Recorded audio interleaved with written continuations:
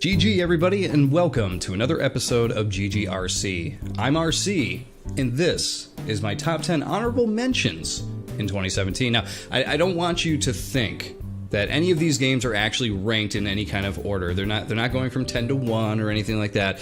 These are just my top 10. These are 10 games that didn't make my actual top 10 game of the year list for whatever reason.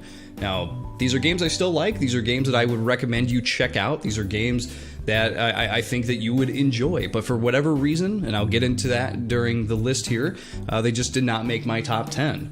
But again, these are all great games, definitely ones you should check out. And with saying all that, on with the list.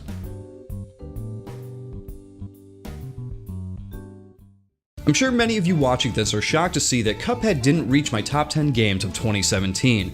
I talked about this in my checking in video for January, but as far as Cuphead goes, I think that from an art perspective, it's a marvel of a game. The art style and animation are second to none, and I completely respect all of the work that went into it. I also think that the music is quite amazing in this game. Making it so it looks and sounds just like a 1930s cartoon is a feat that I'm sure was insanely difficult to achieve. However, I think that the game itself is just okay. Cuphead is one of those games that I find fun in small spurts, but then it kind of runs out quickly for me. This isn't really a rant about the difficulty or anything, though I do think it's a bit odd that they chose to make this game as tough as they did. No, it's more about the design choices. Fighting bosses is strange in a way because each boss having a ton of different phases, it's a little odd to never know how far you are along until you finish the first time and then come back to the boss later and you know what to expect then. Why not a life bar or a phase meter on screen to kind of give you a clue? On top of that, the shooting never really feels all that good. If you play Contra or Metal Slug, there is a certain feedback you get from shooting that just doesn't exist here, and it's an odd feeling. It almost feels kind of weak. Cuphead to me ultimately feels like it kind of forgets that it's a video game, but it gets an honorable mention because of the art and the music. Man, this game is really beautiful. I just wish I liked it more.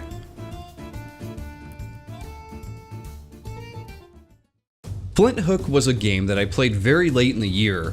It was among Wolfenstein 2 in the pile of games I wanted to play before doing my Game of the Year videos. Flint Hook is an awesome little retro-style roguelike game where you play as some kind of a ghost pirate who is raiding other pirate ships for loot and upgrades.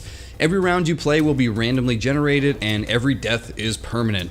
But you'll get to use some of the items you pick up to permanently power up your ghost pirate friend, and every time you defeat a boss, you do get to hold on to that progress. I'm still not super far into Flint Hook, but I feel like that is sort of its role here for me because Flint Hook is the kind of game that you just pick up and play one ship or two and then you come back to later. I love how quick it is to get into and how quick a round can go by.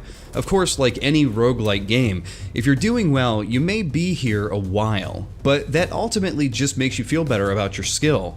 This is a great little game that I definitely think you should check out, and I'm really hoping that it makes its way over to the Switch at some point so I can play it on the go.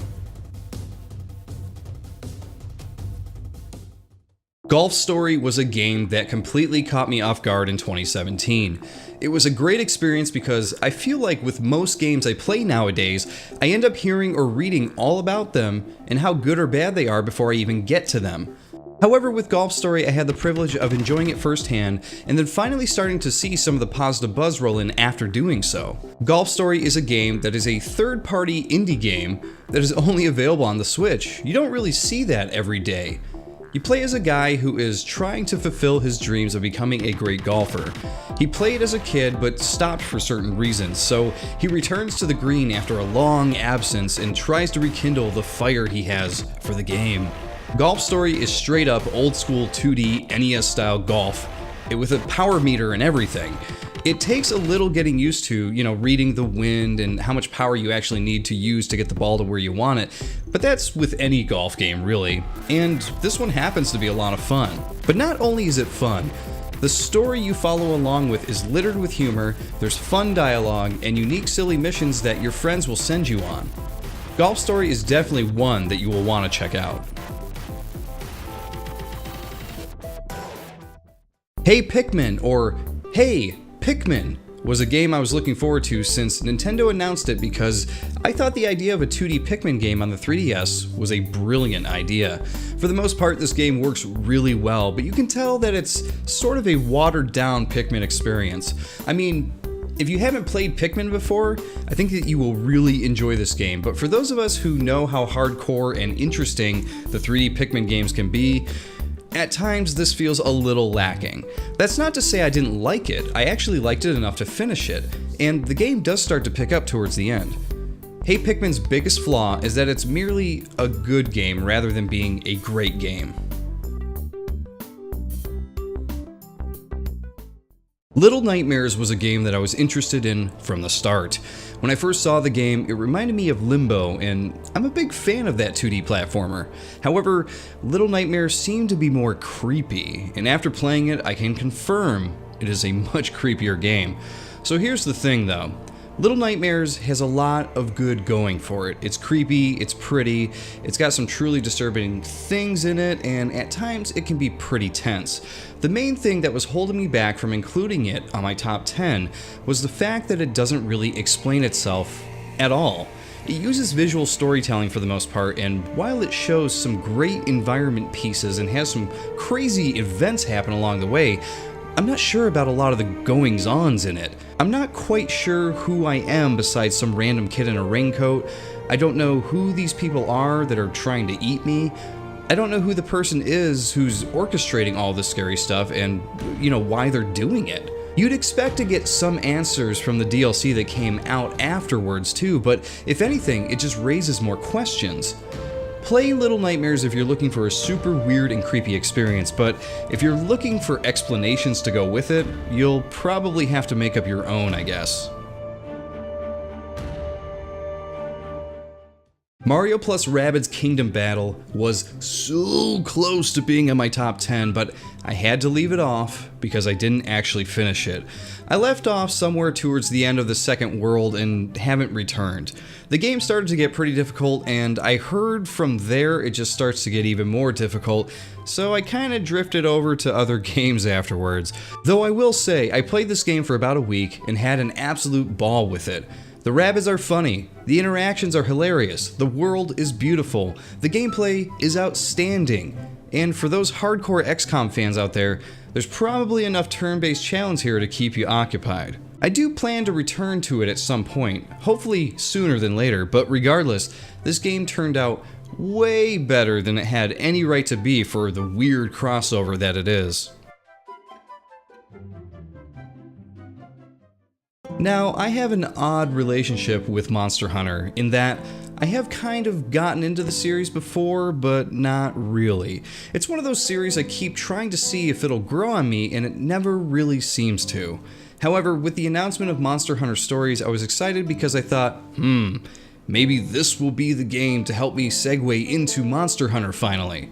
I won't know if that actually happened until later this year when Monster Hunter World comes out on PC, but what I can say is that Monster Hunter Stories is a really cool game in its own right. It has a much different look and feel to it, as it has a cartoony style with an almost Pokemon-like approach to the gameplay where you're catching beasts. It's another long JRPG, so I'm not as far into it as I wish I was, but it's a game that I've had a lot of fun with in the time that I did play it, and it's definitely worth checking out.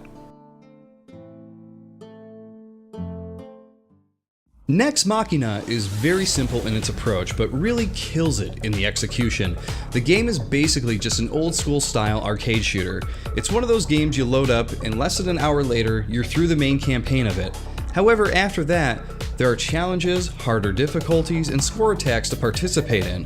It may not sound like much, but it's the feel of the game that just nails it. The movement and the shooting in this game just feels so good and satisfying. The one gripe I have at times though is that it can be really hard to see your character through the bullet hell areas, as all of the red on screen can make it really confusing. However, this is the kind of game you play if you like to challenge yourself and your friends like arcade players used to do back in the 80s and 90s. If you're an old school gamer, you're gonna love this, but I recommend newer players check it out too because it's really good. Another game that I'm sure many of you are wondering, ArrrCee, have you gone mad? This was easily the best game of the year!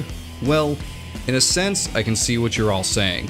The amount of fun I had with PlayerUnknown's Battlegrounds while playing it in a squad was immense. We experienced glitches, amazing firefights, huge letdowns, stupid jumps in vehicles, and chicken dinners together. However, the team I normally played with wasn't around as much as I would have wanted, so I didn't get as much playtime out of the game as I'm sure others did. On top of that, I didn't find the solo player experience to be all that enjoyable. I started playing the game in a squad and had so much fun, I found it hard to play the game solo because of that. I definitely recommend this game if you have a fun group to play with, but the solo stuff just isn't for me. ArrrCee was a little bit of a surprise for me to play this year. I didn't really know anything about it, but I knew it was a 3D platformer puzzle game. Hey, those are the magic words, so sign me up. ArrrCee is an excellent puzzle adventure that is colorful, ambiguous, spiritual, and at times a little brain-bending. A lot happens in this interesting world of ArrrCee, where in one area you may be running from a giant bird as you go from shelter to shelter, while in the next you are bringing ancient machinery to life to help you solve puzzles. It goes to a lot of different places, and it's a really enjoyable experience. ArrrCee also has a great reveal ending to explain where you are and what's going on, and it may even leave you in tears. Make sure you have those tissues ready. I know, this makes 11 games, so sue me.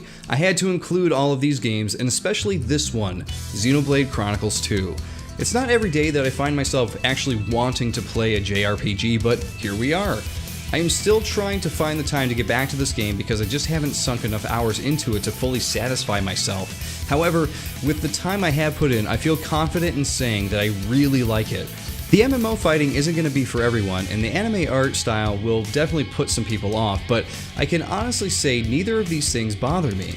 And it's been a long time since I actually found the story and the world in a JRPG interesting. I think that's saying a lot. I'm looking forward to the little drought that we have here with no new games in the first couple months of 2018, so that way I can sink further into this world. That way I can collect some more blades, fight some more bosses, and just figure out what the hell is going to happen next in this crazy game.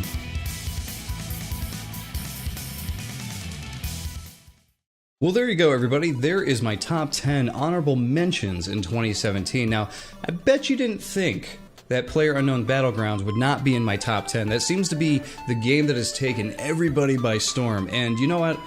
Like I said, I had a ton of fun with that game in groups, but it just wasn't that fun single player, and the group that I roll with isn't always around, or, you know, I'm sometimes busy with other games or other video things I'm doing when they are available, so I didn't get a chance to put a ton of time into that game.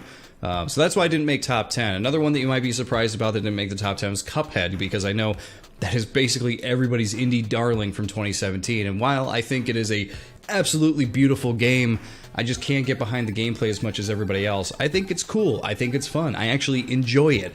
I just think it's going to be one of those games because of the art style and how good the art looks, and because of the music and how good the music is, that it's going to be a game that's a little overrated in the future, in my opinion.